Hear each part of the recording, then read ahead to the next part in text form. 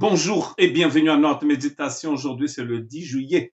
Je voudrais lire avec vous dans Éphésiens chapitre 2, verset 13. Mais maintenant, en Jésus-Christ, vous qui étiez autrefois éloignés, vous avez été rapprochés par le sang du Christ. Nous sommes toujours en train de méditer sur l'importance d'être disciple du Christ Jésus. Et nous apprenons que, en lisant les Écritures, que d'être un disciple du Christ, c'est d'être en Christ.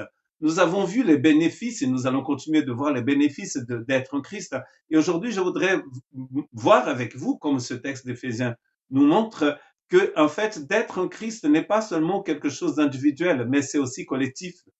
D'être en Christ apporte l'unité fraternelle. L'expression être en Christ a une implication collective aussi bien qu'individuelle, comme nous avons vu dans ce texte de Paul aux Éphésiens. Cela signifie d'être en relation non seulement avec le Christ, mais aussi avec la communauté du Christ, que Paul appelle parfois la communauté messianique, la communauté du Messie. Et le Christ est venu justement pour construire cette communauté. Nous avons vu dans une autre méditation, basée aussi sur Éphésiens, d'ailleurs sur Galates, où Paul dit il n'y a ni grec ni juif, il n'y a ni homme, ni femme, ni esclave, ni libre. C'est-à-dire que nous sommes tous un en Christ Jésus. Il n'y a pas d'infériorité. Nous n'avons pas à être inférieurs parce que nous ne parlons pas araméen. Car en Christ, nous sommes tous un. Et donc, nous pouvons, nous appartenons à la fois au Christ et aussi à cette communauté qu'il est venu fonder. Et ça va au-delà, en fait, comme on a vu, de l'aspect ethnique et social, mais aussi au-delà du fait que vous apparteniez à un groupe chrétien. Cela n'a pas d'importance en fait. C'est pas le fait d'appartenir à un groupe chrétien qui fait de vous un disciple du Christ. C'est le fait d'être en Christ. C'est ça qui est important. Donc, dans cette nouvelle communauté, Jésus a aboli toutes les barrières, comme nous avons vu dans l'épître de Paul aux Galates. Barrières de race, de nationalité, de classe, de sexe. Et il a créé une humanité nouvelle.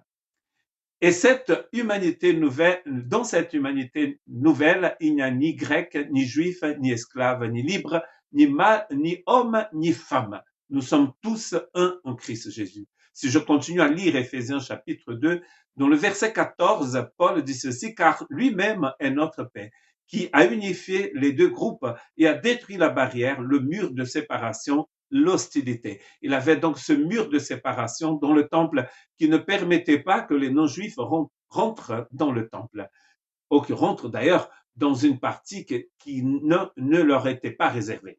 Or, Paul est en train de dire ici qu'à la mort du Christ à la croix, en lui-même, Christ a détruit cette barrière-là, cette barrière, la barrière de l'inimitié. C'est pour cela qu'il dit, il n'est ni juif ni grec.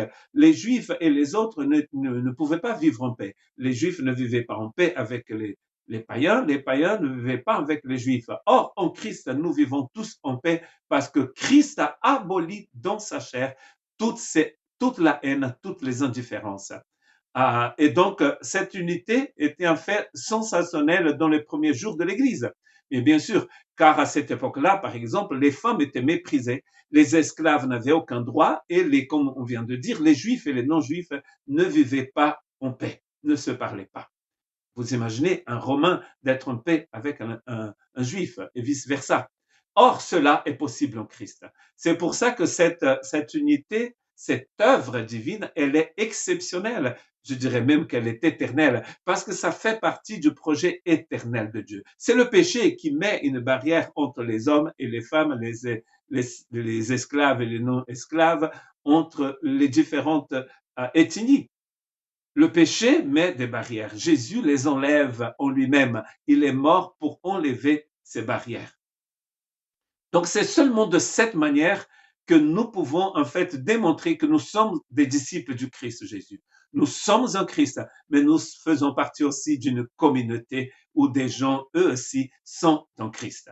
Si je continue d'ailleurs, je continue à lire dans Éphésiens chapitre 2, dans le verset 15, il dit ceci, en mettant de côté dans sa chair la loi avec ses commandements et ses règlements. Son but était de créer en lui une nouvelle humanité à partir de deux, instaurant aussi la paix. Son but était de créer une nouvelle humanité, John Stott, dans son commentaire, le livre qui commente l'épître aux Éphésiens, il appelle l'Église la nouvelle société divine. L'Église est cette nouvelle société divine, et nouvelle pouvant être synonyme d'éternel, car Dieu a décidé cela avant la fondation du monde. D'ailleurs, il dit cela dans Éphésiens chapitre 2. Dès l'éternité, Dieu a voulu avoir un seul peuple.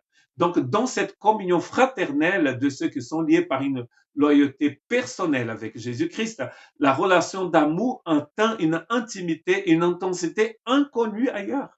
Donc, comme vous voyez, dans la communauté des croyants, dans la première église, il avait des personnes qui étaient esclaves, mais il avait aussi des patrons, des gens qui étaient libres. Et ils étaient dans la même communauté. Et donc, du coup, il a une amitié qui se crée entre ces personnes autour de la personne de Jésus. Et cette amitié ne ressemble à aucune autre amitié, car ce sont des personnes qui sont en Christ et qui maintenant ont compris qu'ils appartiennent à cette communauté. Et je finis par les autres deux versets, trois autres versets d'Éphésiens chapitre 2, à partir du verset 16. Et en un seul corps, pour les réconcilier tous les deux avec Dieu par la croix, par laquelle il a mis à mort les hostilités. Il est venu et a prêché la paix à vous qui étiez loin et la paix à ceux qui étaient proches. Car par lui-même, nous avons tous accès au Père par un seul esprit.